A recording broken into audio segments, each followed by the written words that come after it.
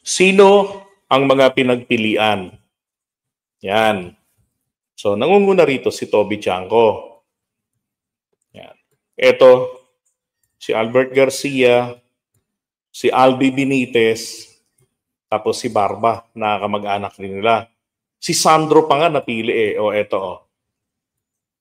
Sabi rito, ilang pangalan, eto ha, kapit lang kayo, kapit lang. Medyo masakit to sa kalooban. No, sakit sa kalooban to. Sabi rito, ilang pangalan ang naging matunog matapos umugong na magbibitiw. Ayan. Ayan o. Na magbibitiw na bilang House Speaker si late Representative Martin Romualdez. So ito po yung mga pinagpipilian nun. Sinabotas Rep. Toby Chanco umano ang unang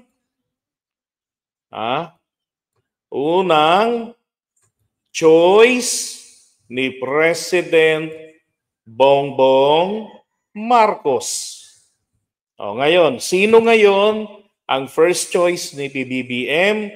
Toby Chanco na ayaw nyo. Nasabi nyo ay corrupt. Naalala ninyo minsan sinabi ko, kasi di ba, alam niyo naman ako, ginagawa ko, pinag-aaral, na-analyze ko yung mga situation eh.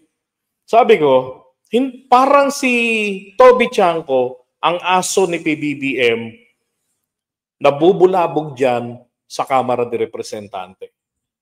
Oh. At hindi nga ako nagkamali. Isa nga sabi ko, parang minsan di ko maintindihan . Parang ito yung aso ni Martin Romualdez. Dahil malabong magpatayan tong mga to eh. Magkakamag-anak yung asawa ni Toby, pinsang buo ni PBBM at ni Speaker. At si Toby Chanco, proven na talaga sa ganyan. Papalag at papalag yan. Madali namang sabihin, corrupt din yan eh. Pero yung mapatunayan, yung pinapakahirap eh.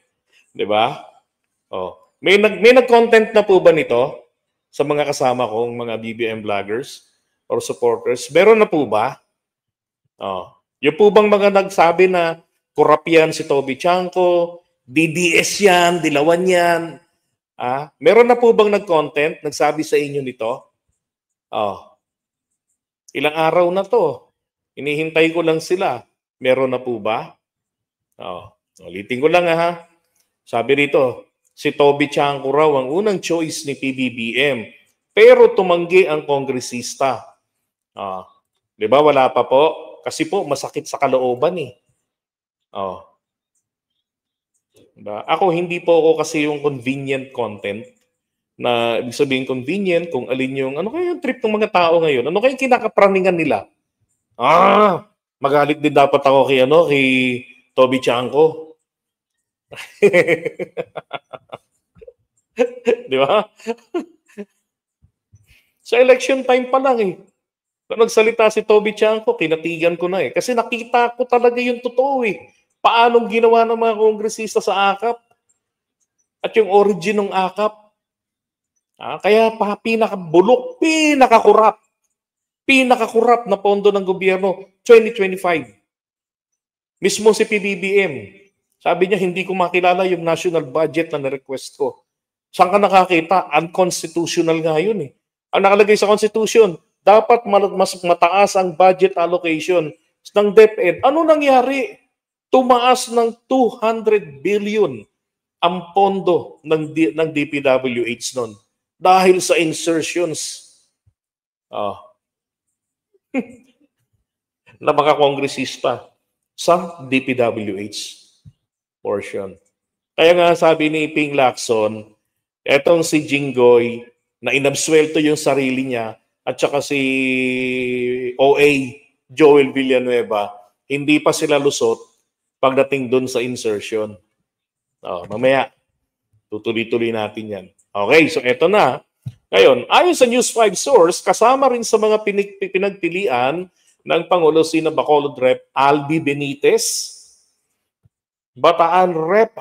Albert Garcia, Ilocos Representative Angelo Barba, di ba kamag-anak rin nila to? And Rep. Faustino D. III ng Isabela. Lumutang din ang pangalan ni Sandro na kasalukuyang majority floor leader. Ako, ayoko rin si Sandro eh. Wala pa siyang napapatunayan. Lalo lang mapupulaan ang tatay niya. Diba?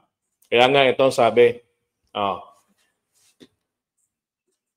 pero ayon sa source ng News 5, hindi pumabor ang Pangulo. Kasi may mga bubulong-bulong sa Pangulo. Hindi, Mr. President, kunin mo na lang si, ganito. Si lang yung Mr. President. Ganun. Sa tingin nyo kaya, sino sa palasyo ang Bulong Brigade? Ayun na humula, connect the dots. Kung sino sa palasyo ang Bulong Brigade sa Pangulo. Pero ngayon, nakikita ko, ang Pangulo natin may sariling desisyon eh. Napapahamak siya eh. Pag ibang tao ang, di ba, pag pinababayaan niya ibang tao na magdesisyon para sa kanya at kinatigan niya, nagkakaleche-leche siya. Ito yung ginawa ni Ralph Recto. Kinuha yung halos 60 billion ng PhilHealth na dapat halos 90 billion yun, binatira pa na PRO lang. Ngayon, inutos ng Pangulo, ibalik na. Di ba? Kaya sabi rito, malapit din kay President Marcos si Tiangco dahil pinsang buo ng Pangulo ang kanyang wifey na si Michelle Romualdez Yap. Bahagi naman ng angkan ng mga Marcos si Rep. Barba. Nauwi ang desisyon kay Rep. D. Ang angka ng mga D ay dati ng loyalista ng pamilya Marcos bilang bahagi ng Solid North. Miyembro rin si D ng Partido Federal ng Pilipinas na partido ng Pangulo. Ang PFP ay kasama sa mga coalition na nagluklok noon kay Speaker Martin Romualdez.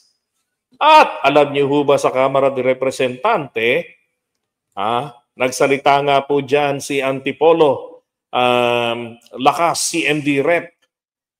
Ronnie Puno, na ang sabi raw ni Speaker, suportahan niyo si Rep. T. Di ba?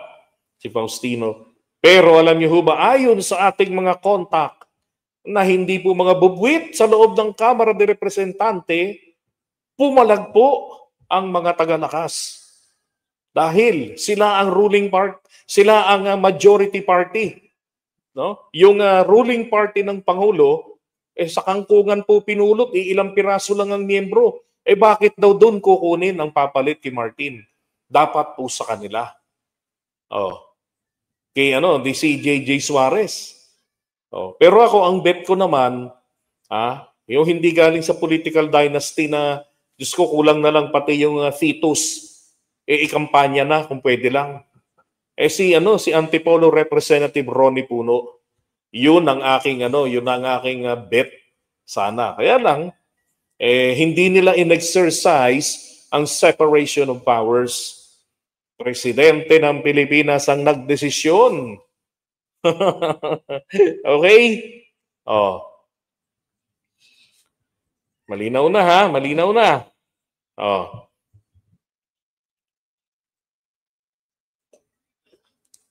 So tama na naman ako.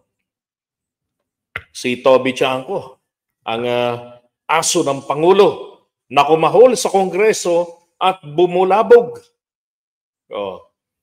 Sabi nga naman, affected si Martin Romualdez. May mali rin naman kasi si Martin malaki ang kanyang pananagutan, ang liability niya. Pinabayaan ni Martin ang katarantaduhan ng mga kasama niya. Di ba? No sounds? Ay, meron Meron. Sa inyo lang po yan wala.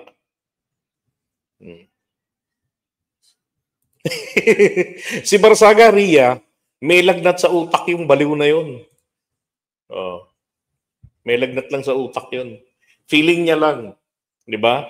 Wala nga ni isang kongresista na pumatol sa kanya Di ba? Kahit na mga DDS nga si Marcoletang, si Calvo, yun si Piloca, yun lang ang pumatol sa kanya. Sabi na nga walang explain ng boto. Dahil marami sila. Boto ko sana si Ito pa ha, ito pa.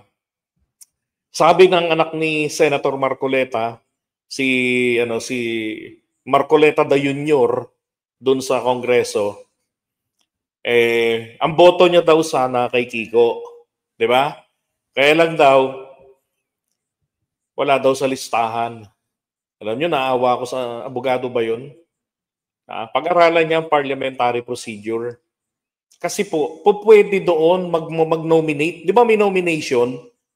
Oh, hindi yata yun, wala pa yata anak yun, ano? Kasi parang hindi niya alam yung PTA. Nasa PTA, mayroong ini-elect ng mga class officers. Eh di ba doon yung unang parliamentary procedure na I nominate Maria, di ba? Ganda for class president. Oh, di ba? Yun ang hindi niya alam. Correct, di kailangan lang listahan. Tanga yun eh. Nagkakaroon ng listahan kasi isinusulat ng secretariat kung sino. Sino-sino. Eh walang nagmo-motion, walang nagtataas ng kamay para mag-nominate. Sabi ko nga, dapat ikaw na nag-nominate. Tumaas ka ng kamay hanggang open pa. Di sinabi mo, I nominate. Di ba? Congressman Kiko Sinto Barsaga for the position of the House Speaker. Ganun. Tapos meron siya isang tropa.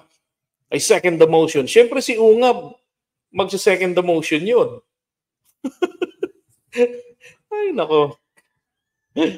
Iwan na nga muna natin to. Pag-usapan na natin yung ano. So, sana ha, kung tiwala kayo sa wisdom ng Pangulo, lubay-lubayan nyo na yung mga natutunan nyo sa iba kong kasamang vloggers, nagigil at pinangangalandakang magnanakaw. Sinisira lang ni Toby Chanco ang Pangulo.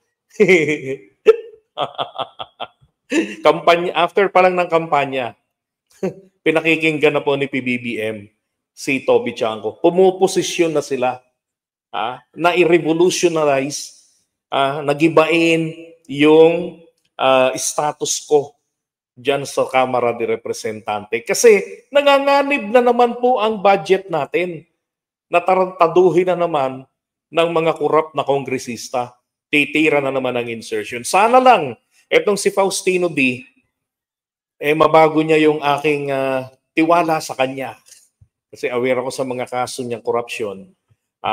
Yung isinusulong ni Martin, although medyo na bakit naman kasi kung kailan nasa survival mode na, doon lang kumilos, 'di ba? Samantalang he could make a difference as early as 2023 national budget deliberation. Na dapat sana yung small committee, tinatawag ko nga pong insertion committee or scam committee, binuwag niya na, hindi niya na itinuloy. Dahil alam niya na yung nangyayari dyan. Congressman na siya noong panahon ni Pinoy. Nauna pa siya noon. 2007 siya nag-start kung doon nagkakamali. Tapos, noong panahon ni Duterte, congressman din siya. Dapat siya nga yung magiging House Speaker noon. Naniwala lang siya kay Digong. Diba? Dapat inalis niya na yan noon. Tapos, dapat noon pa rin niya isinulong ang open bycam para yung mga senador at mga korap na mga kasama niya, hindi nakakapag-insertion. Ang bycam po ng dalawang kapulungan, may small committee rin pala yan. Ang mga bumubuo, Senate President Chis Escudero, Speaker Martin Romualdez, yung Appropriations Committee Chairman ng House, si Saldico, at saka ito pong Finance Committee Chairwoman at the time, Grace po. Silang apat.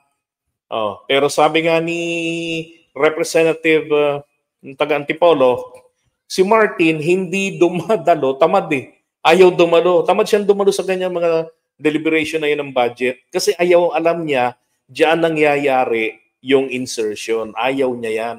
Kaya lang walang lakas ng loob si Martin noon, bulabugin yan. Until nagalit nung January ang Pangulo sa kanila ni Saldico. Yun ang totoo.